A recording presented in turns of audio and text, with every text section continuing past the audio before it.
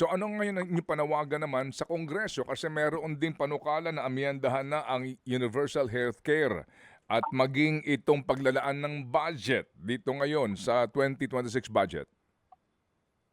Ang ating pong panawagan po na sana po bigyan po nila ng tugon yung mayroon na po tayong yung sinasabi po natin na ina-apply po natin ngayon ng yung 5% po ng total gross ng total gross product po natin na additional po yun sa budget ng health po.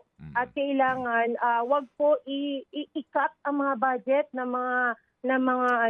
Hospital? sa pangkalusugan.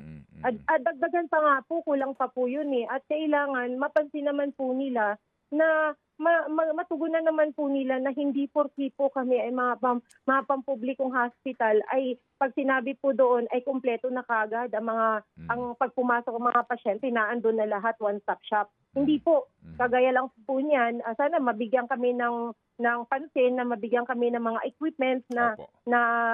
naandun na lahat na sinasabi natin maipasok doon sa no balance billing po.